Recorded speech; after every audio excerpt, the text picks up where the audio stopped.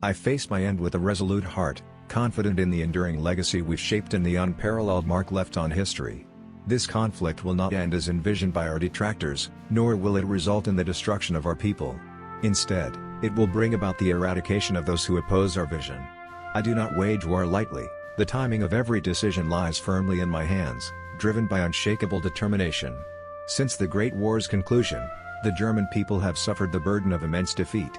Factories have shuttered, unemployment soars, and countless families face destitution. Many, like Hans Backer, a struggling laborer, turn to theft just to survive, clinging to the hope of better times.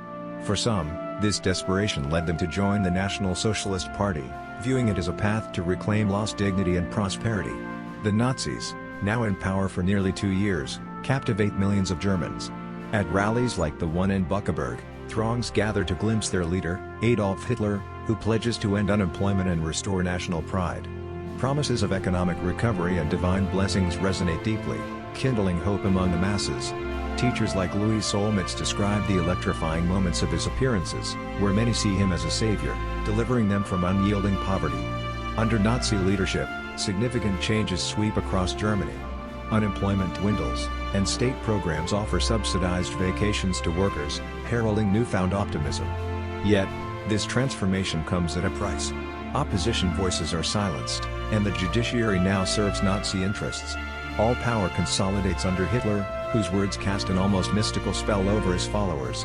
In 1935, new laws stripped German Jews of their rights, relegating them to second-class status. Propaganda infiltrates education, embedding racial hatred into the minds of children. Meanwhile, dissenters face brutal consequences, with tens of thousands imprisoned.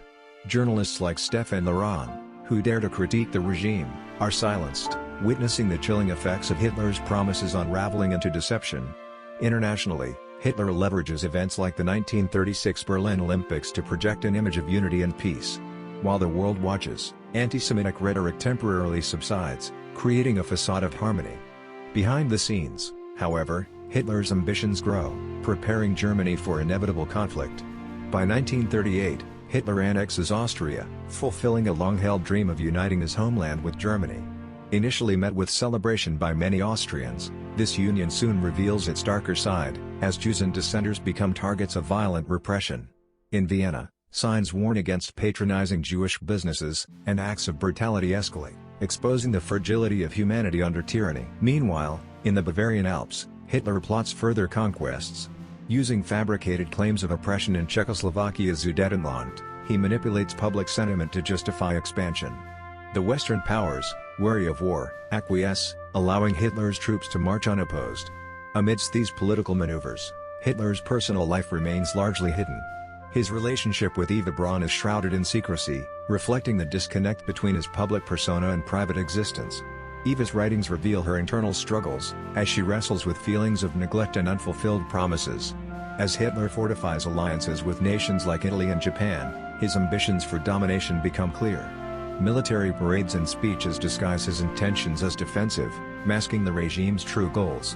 By 1939, with Europe on the brink of war, Hitler visits his childhood home, reflecting on the path that led him from a modest upbringing to wielding immense power. Even as the regime's oppressive grip tightens, voices of dissent persist, foretelling the catastrophic consequences of blind allegiance and unchecked ambition. Germany stands at a crossroads, its future shrouded in uncertainty. A triumphant Adolf Hitler visits his troops, celebrating their rapid victories. The Polish military faces catastrophic losses, with countless soldiers captured or forced to surrender. The destruction is swift and unrelenting. Under a secret agreement with Stalin, the Red Army marches into eastern Poland, sealing its fate. Warsaw suffers devastating bombardments as the remaining Polish forces refuse to yield. The fall of Poland results in massive casualties, with tens of thousands dead. The nation is dismantled, ceasing to exist as an independent state. Hitler's hope is that this brutal conquest will intimidate Britain and France into submission. Yet, when his peace overtures are rejected, his fury grows. Propaganda Minister Joseph Goebbels underscores Hitler's resolve to crush England, marking the beginning of a relentless campaign. In May 1940, Germany unleashes a blitzkrieg in Western Europe, stunning the Allies with its speed and precision. Within weeks, German forces overpower resistance, driving Allied troops to retreat in chaos. At Dunkirk, Hundreds of thousands of British and French soldiers are forced to flee, abandoning critical equipment and leaving France vulnerable. Hitler's forces sweep across the country, culminating in its surrender by late June. For many German soldiers, however, the toll of war weighs heavily, even as the regime proclaims unprecedented triumphs. Hitler sets his sights on Britain, launching the Battle of Britain. The Luftwaffe faces fierce resistance from the Royal Air Force, whose superior tactics and innovative aircraft disrupt German plans. Despite relentless bombing campaigns targeting British cities, the resilience of the British people and military forces thwarts Hitler's ambitions. Meanwhile, the Nazi regime intensifies its persecution of Jewish populations. Jews are confined to overcrowded ghettos, with the Warsaw Ghetto becoming a symbol of their suffering. Starvation, disease, and deportations to death camps devastate these communities. By 1942, the so-called final solution is fully underway, marking one of history's darkest chapters. Frustrated by setbacks in the West, Hitler turns his attention eastward. In June 1941, Germany invades the Soviet Union in Operation Barbarossa, seeking to fulfill Hitler's long-held ambition to destroy communism and expand German territory. Initial victories are rapid, but the German advance stalls as harsh winter conditions and Soviet resistance take their toll. The prolonged siege of Stalingrad becomes a turning point, with German forces suffering catastrophic losses.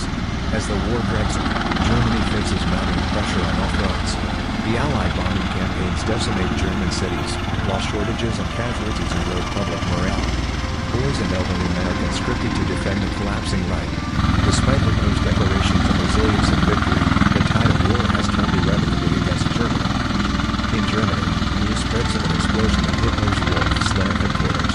A secret group of army officers has been plotting to overthrow him, but Hitler narrowly escapes. Furious, he declares, "I now have proof that the general staff is corrupt. For years, they've sabotaged my work. It was treason." In retaliation, Hitler orders the arrest of thousands, with 200 executed. Despite mounting pressure on his regime, Hitler pins his hopes on a secret weapon. For over a decade, Nazi scientists in northern Germany have been developing a long-range missile, later named the V2, or Vengeance Weapon 2. Hitler, captivated by its potential, sees it as a game-changer. More than 1,300 V2 rockets are launched at London, claiming nearly 3,000 lives, but it's far from the decisive blow Hitler envisions. Meanwhile, the Allies tighten their grip, advancing on Germany from all directions. Publicly, Hitler insists victory is possible, but privately admits, "The war is lost. Betrayed by my own, we will never capitulate. If we fall, the world will fall with us." By April 1945, Allied forces liberate Buchenwald concentration camp, uncovering unimaginable atrocities. Survivor Udo Dittmeier recalls, "The horror was beyond description: starvation, death, piles of corpses. I will never forget my friend's cries, 'If you survive, tell the world what happened.'" Nearby townspeople are forced to witness the horrors of the camps. One young woman, Renata Simone, remembers the overwhelming stench and piles of corpses. "A man shouted at me, 'You Hitler girl, look at what your people have done.'" As the Soviet army approaches Berlin, Hitler orders every able-bodied man to defend the city, branding retreat as treason. Outnumbered and outgunned, the German defense collapses. On April 21, Soviet troops enter Berlin. The Red Army's advance brings both liberation and terror, as reports of widespread sexual violence emerge. Survivor Hildegard Christoph recounts, "That night, soldiers burst in, dragging women into empty houses. They came again and again. Many women couldn't bear the shame and ended their lives." Amid the ruins of Berlin, Hitler retreats to his underground bunker. On April 30, after marrying Eva Braun, he takes his own life, leaving instructions for his body to be burned. His remains are reduced to a few charred bones. 17-year-old Adelgard Seidel reflects on the devastation. "We believed in victory, but now everything is lost.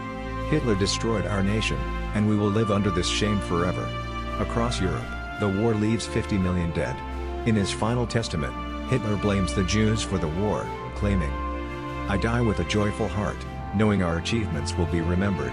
The war that tore apart continents and claimed millions of lives is finally over, leaving behind destruction, sorrow, and a grim reminder of humanity's capacity for both evil and resilience.